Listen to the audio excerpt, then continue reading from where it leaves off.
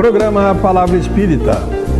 Apoio Cultural, Sociedade Espírita Estudo e Caridade Lar de Joaquina. Odontologia Lauda, o implante que se transforma em sorriso. Goods e Cook, Casa Criativa, agora juntas para lhe surpreender ainda mais. Sociedade Espírita Luz e Caridade.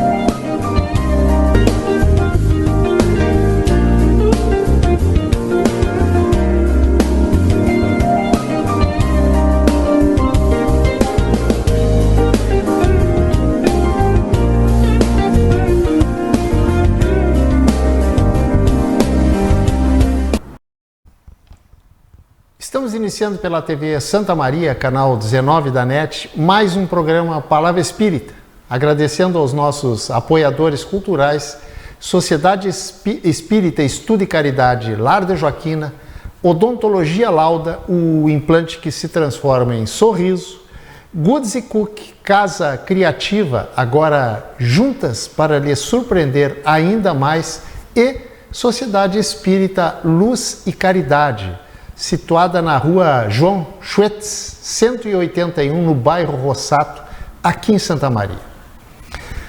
Pois hoje eu vou falar sobre médium e mediunidade. E já de imediato eu pergunto, e eu mesmo respondo, o que significa a palavra médium? Pois a palavra médium vem do latim e quer dizer meio, intermediário, ou seja, que liga duas coisas. Portanto, médium é aquela pessoa capaz de intermediar, ou seja, captar o que se passa em uma dimensão não física, fora ou além do alcance dos nossos 5 sentidos comuns a todo ser humano: o tato, o olfato, a visão, a audição e o paladar. Ou seja, o médium, em um exemplo assim bem chulo, é como se fosse uma televisão, um aparelho de TV. Essas mesmas que todos nós temos em casa. Você sabe que aqui no nosso mundo não conseguimos captar por nós mesmos, através dos nossos 5 sentidos, algo que está presente à nossa volta. Mas nós não percebemos, mas elas estão lá.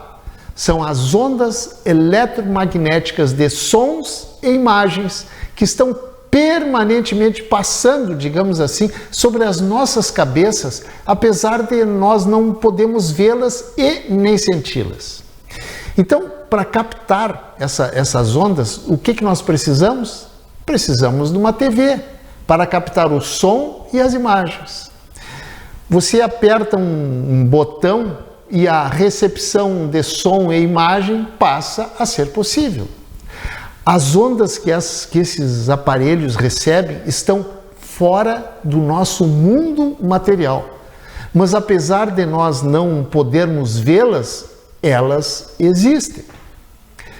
Todos os programas de todas as emissoras estão o tempo inteiro à nossa volta, porém os nossos sentidos, como eu falei anteriormente, não tem capacidade de percebê-los, exatamente porque as ondas eletromagnéticas não são acessíveis aos nossos 5 sentidos.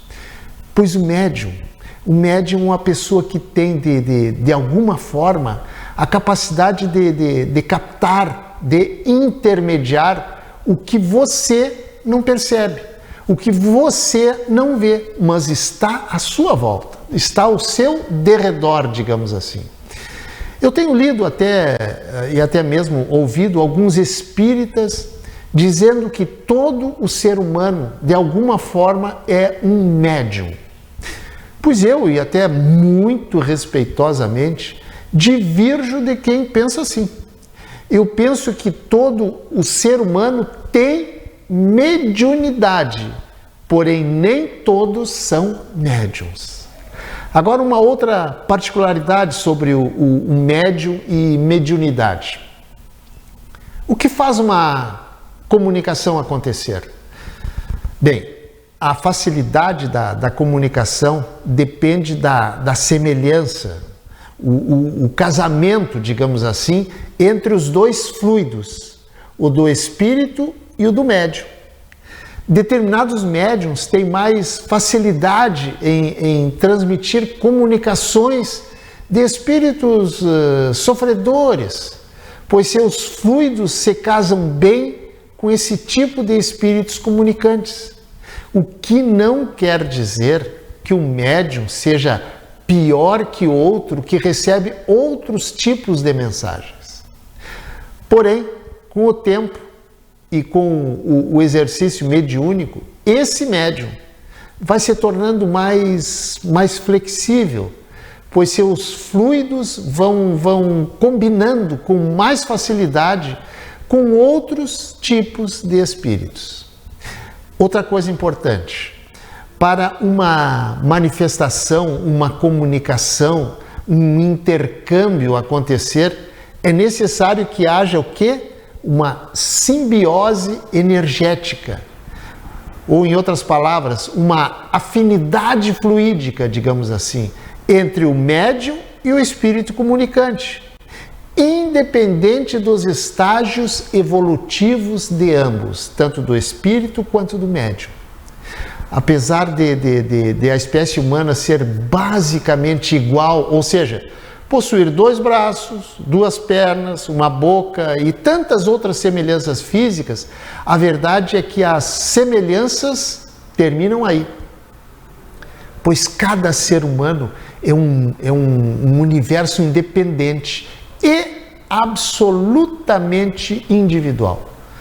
Eu diria até que cada ser humano é um número primo, ou seja, aquele que é divisível somente por ele mesmo. Assim é que o modo de pensar, de agir, os talentos, a inteligência, a capacidade intelectual e tantas outras características individuais são diferentes de pessoa para pessoa.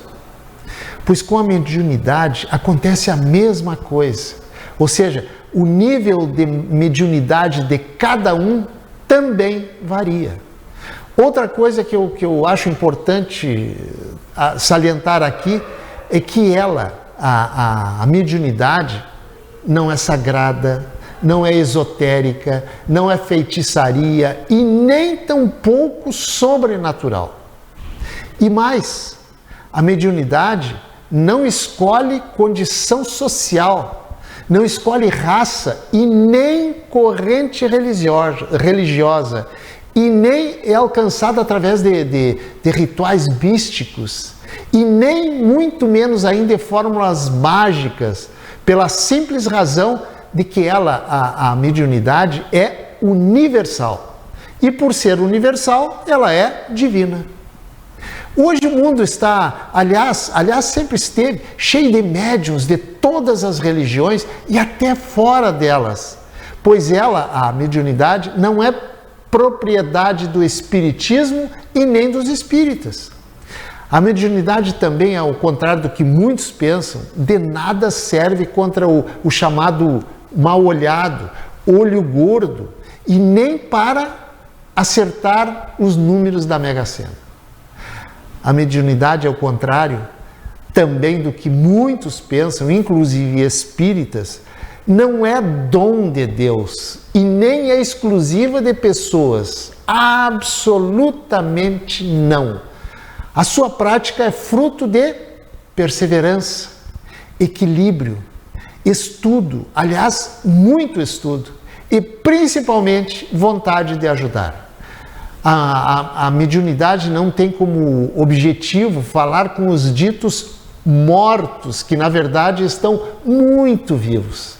Também não tem como objetivo decidir o que as pessoas têm que fazer e nem decidir o futuro delas ou de quem quer que seja. Isso é para como é que eu vou dizer, os charlatólogos, os enganadores da vida que se aproveitam da boa fé das pessoas para lhes tirar algum ganho financeiro. Outra coisa, ela aparece, digamos, quando menos se espera, ou seja, não existe uma idade ou um período da vida para ela aflorar. Esse atributo, essa faculdade humana, Sim, porque a mediunidade é uma faculdade humana, porque não é um dom dado por Deus para uns em detrimento de outros. Até porque, se assim fosse, Deus não seria justo.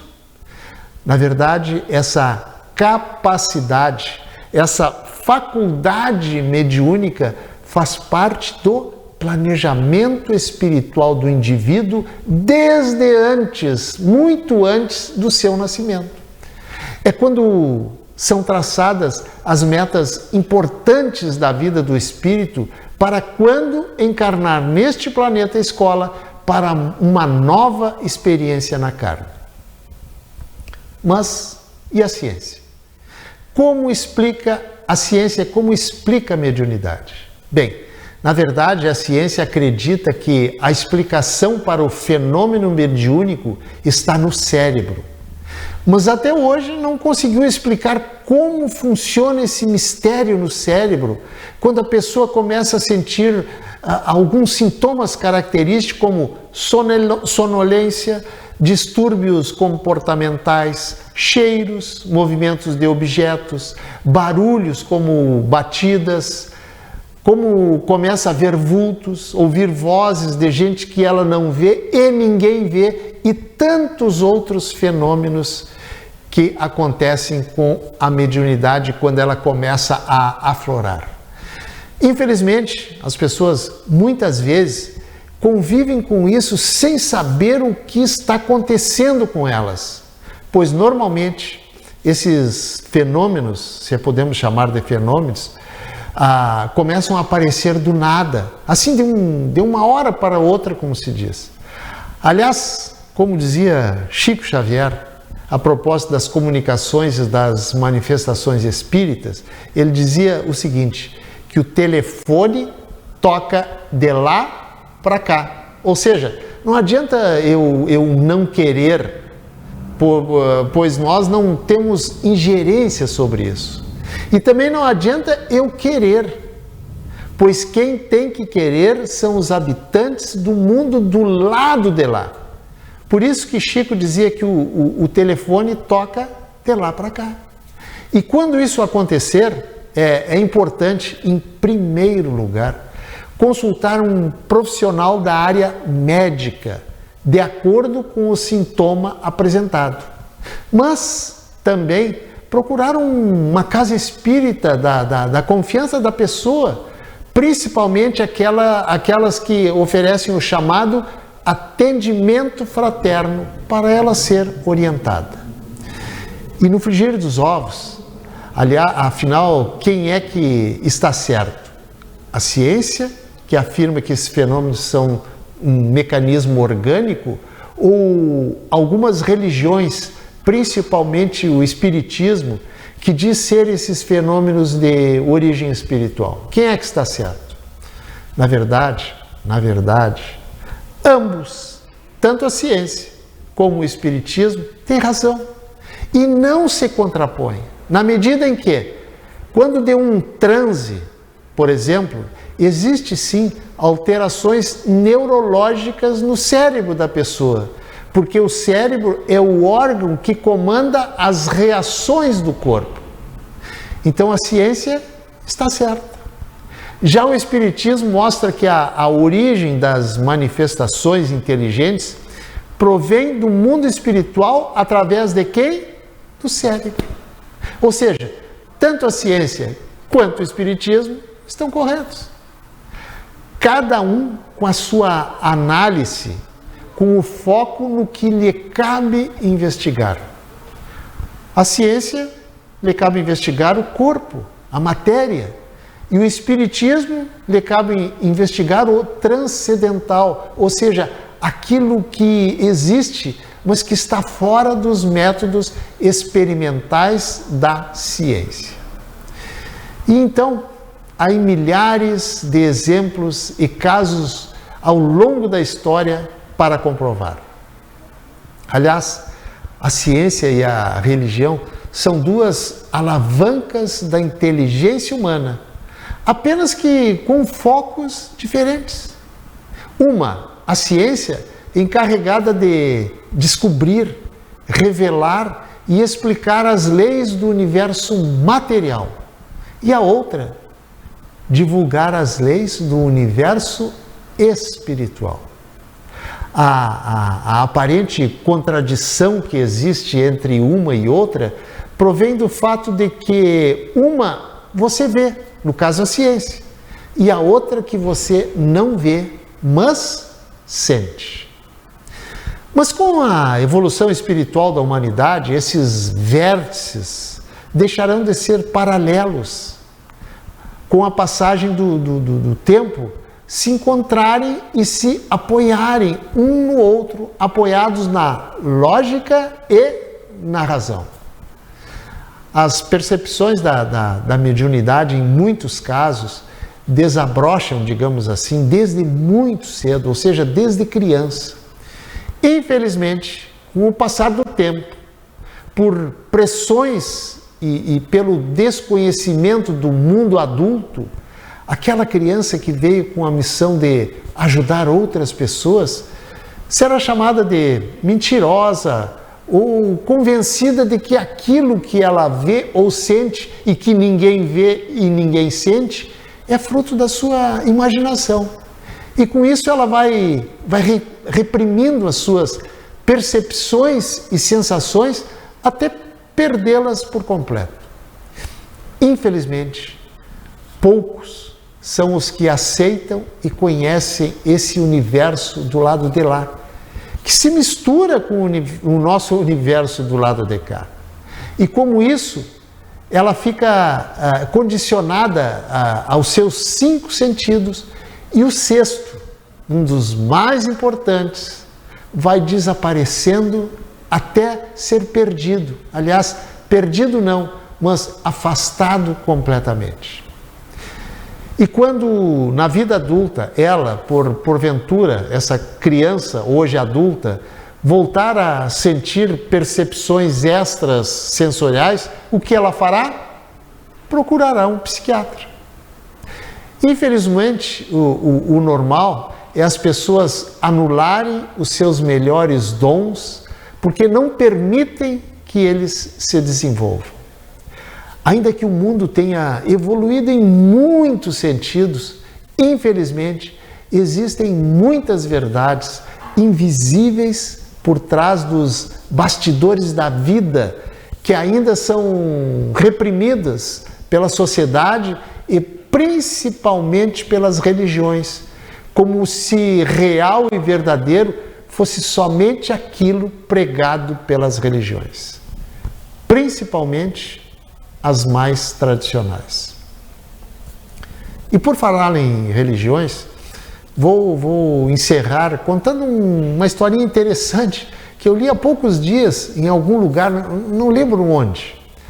E a historinha é a seguinte: uma senhora muito religiosa recebeu como penitência para resolver alguns problemas que lhe apareceram. E a penitência era a seguinte: rezar por dia 50 Pai Nosso e 50 Ave Marias. Ela cumpriu religiosamente nos primeiros 3 dias, mas achou aquilo muito cansativo. Então resolveu fazer diferente. Gravou todas as rezas em um gravador e todos os dias ela ia para a igreja, sentava nos bancos, ligava o gravador no automático e em frente às estátuas dos santos ficava a fazer tricô. Porém, um dia o sacerdote descobriu a artimanha dela e lhe dizendo que aquilo não tinha valor, porque as orações não eram de verdade. Ao que a mulher respondeu ao sacerdote: que diferença faz?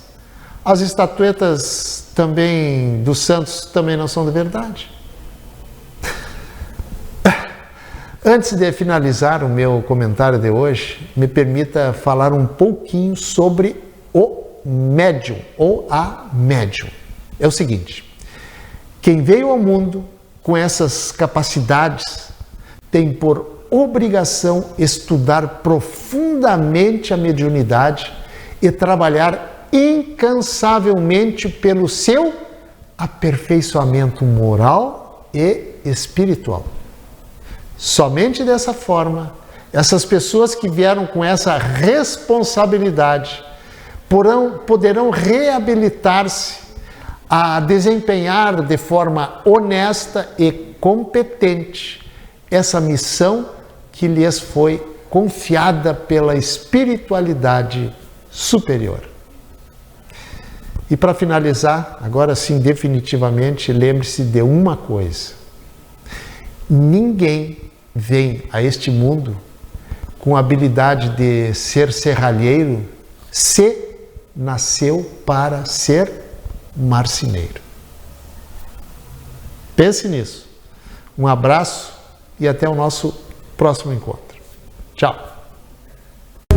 Programa Palavra Espírita. Apoio Cultural, Sociedade Espírita Estudo e Caridade Lar de Joaquina. Odontologia Lauda, o implante que se transforma em sorriso. Goods e Cook, Casa Criativa, agora juntas para lhe surpreender ainda mais. Sociedade Espírita Luz e Caridade.